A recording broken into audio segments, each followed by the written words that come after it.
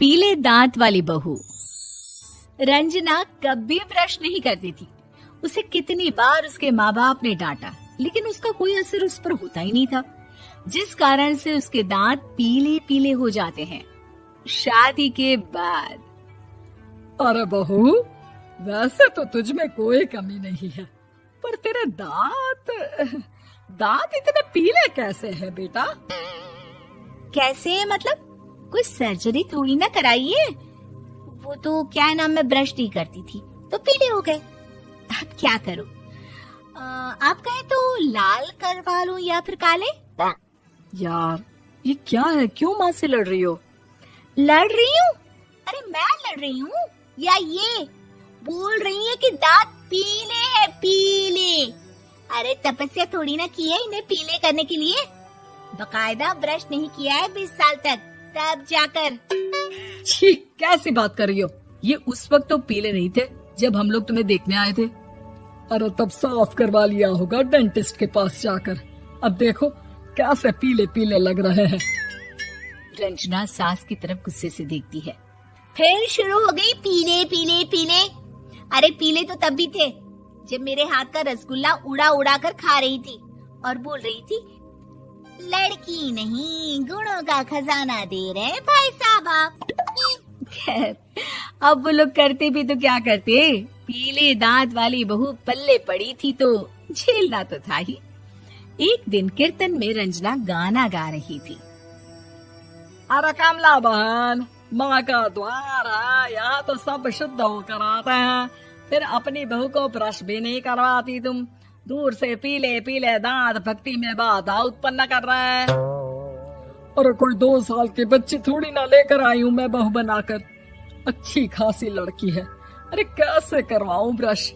ये तो उसे खुद करना चाहिए ना।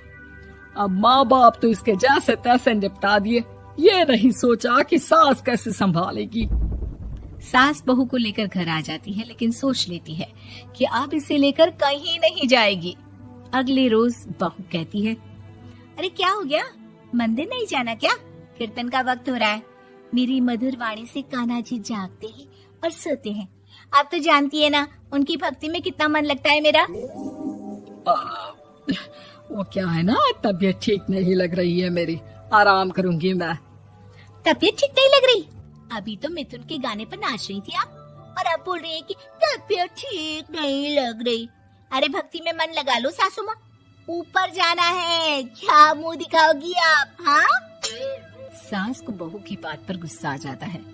मैं क्या मुंह दिखाऊंगी, इसकी चिंता तो ना कर, समझी? अपने मुंह की चिंता कर, जो ये पीले पीले दांत लेकर हर जगह पहुंच जाती है। पता है लोग कितना मजाक बनाते हैं। ना जी ना, मैं नहीं जाना कहीं तेरे साथ। तो ये बात है। कोई ना, मत जाओ, मैं अपने कमरे में ही बैठकर भक्ति कर लूंगी। ऊपर वाला दांत थोड़ी ना देखता है, मन देखता है, भावना देखता है। और अरे बस बस, तू सब कुछ दिखा, बस ये सफेद चमकदार दांत ना दिखाना किसी को, है? जा यहाँ से। बहू को सास की बात का कोई फर्क नहीं पड़ता, वो तो जैसी थी वैसी ही रह जाती है। सुबह नहाकर किचन में खाना बनाना, फिर खाना खाना, कीर्तन भजन करना और सो जाना। एक दिन, माँ जी मैं सहेली के घर जा रही हूँ, शाम को लेट आऊंगी। हाँ, तो जाना, मैंने कौन सा तेरी आरती करनी है घर पर बैठकर। रंजना सहेली के घर जाती है, जहाँ वो पार्टी में जाने की तैयारी कर रही होती है। अरे शिखा, कहाँ जाने की तैयारी कर रही है? मैं गलत वक्त पर आ गई क्या? अरे नहीं यार, उल्टा सही वक्त पर आई है। मैंने ये साड़ी और ज्वेलरी निकाली है यार, शाम को इनके ऑफिस की एक पार्टी में जाना है। बताना कैसा लग रहा है ये सब?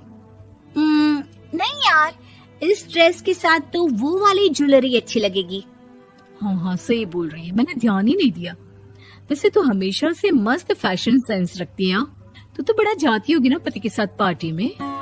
रंजना कुछ नहीं बोलती, बस सोचती है कि यार काश ये बात सही हो जाती, पर मैं क्यों नहीं जाती पार्टी में?